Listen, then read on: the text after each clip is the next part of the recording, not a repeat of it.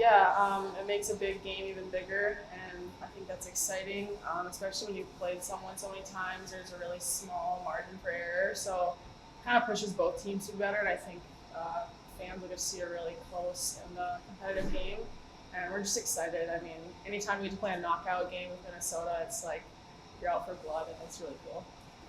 Because there's been a lot of them. I mean, that's the history here. Is that that's Minnesota tends to get played for championships or chances to win the championship. How much does that play into what you guys are thinking going into this? That you know them so well that it's just like it's another league game kind of. Does that take a little bit of the pressure off? Yeah, I mean, I think you can look back to the games we've played against them and we've had success. Kind of just draw confidence from that, especially just the players who haven't played in a game of this magnitude. Just telling them this is just like any of the other 4 or 5 games we played against them. If we stick to our systems and play well, we have a really good chance of beating them. So there shouldn't really be any fear. You lost 5 in a row in January. What was going through your mind as a leader of this team? Obviously, there's frustration. That was probably just the most concentrated time of losses that I've had here. So obviously, just with the program of this, with this reputation, it's almost like you feel bad for the fans, and it's frustrating for everyone to watch. So we just wanted to get back on track. I wasn't panicking at all. I knew that we'd figure it out, but it still sucks to go through it. Mark said that he thinks you guys wouldn't be here if not for that, right? Which is an interesting way of looking at it. Would you agree with that sentiment? That just going through that probably made you stronger in the long run? Yeah, I mean, I definitely have been on teams where everything's perfect going through the season, and then you get to the end, and maybe not college, but you get to the end and you haven't faced any adversity, and then it comes and you don't know what to do. So just having that experience and having to face it and look it down and figure out how to fix things, that is a skill that we've had to work on, and I think it comes in handy at this time of the year, and we've grown closer to it. You obviously worked with and been coached by the staff for a number of years. What if you had to sum up why it works and kind of sum up their approach? What would you say? I think they know how much space to give their players, and they have a good balance of coaching when we need to be coached, but also when the time comes, they just let players play. I mean, they bring in 20 extremely talented, smart players, and in big moments, I mean, they understand that the coaching maybe is not going to win the game. It's going to be the players and the preparation we've done. So they just let us play free. We don't have to worry about making mistakes in big moments, and it's something I really appreciate from them. Along the lines you're talking about that 5-game stretch, was that kind of symbolic of the approach during that run? Did you notice much difference in Coach Johnson, or was it pretty much steady? No, I think I gained a lot of respect for him during that time.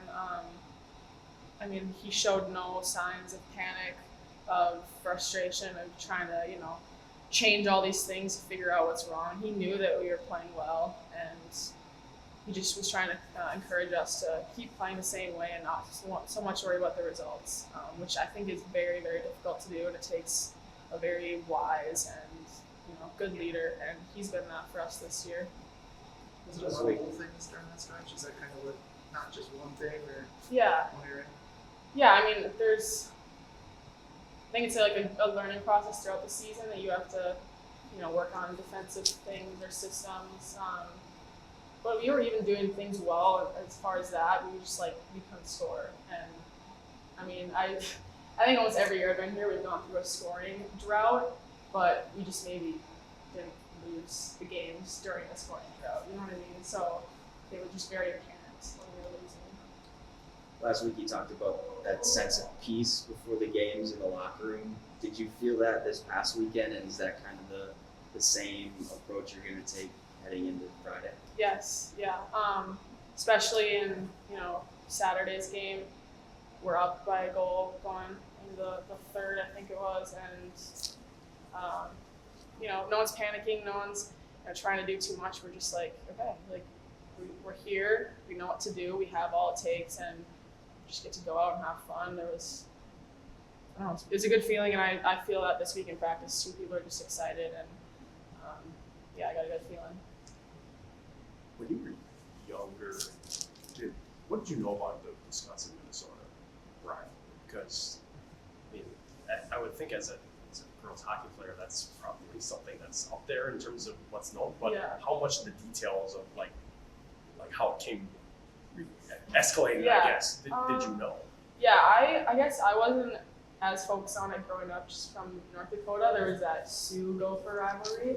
So I already kind of had a built-in hate for the Gophers, which worked out perfect when I came here. But I'd say, after I committed here and following the team my junior, senior year, it kind of got to understand the rivalry. But then freshman year, first game against Minnesota, it was hitting the face. I was like, yeah, this is a cool rivalry. Fans get really into it. And it's really fun. So it took me till I got here to really understand it, but.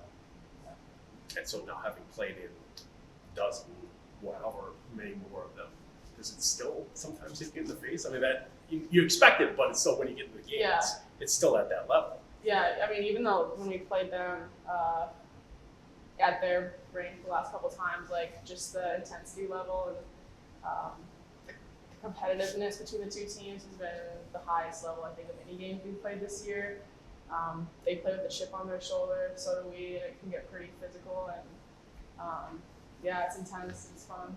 It's interesting that teams that have so much success playing with chips on their shoulder, is that just because of you go into, you see them on the other bench, it's like there's something to prove for all the ladies that played before us here to back them up. Yeah, for sure. I mean, you never want to lose a game, but you especially don't want to lose a game and watch the Gophers win.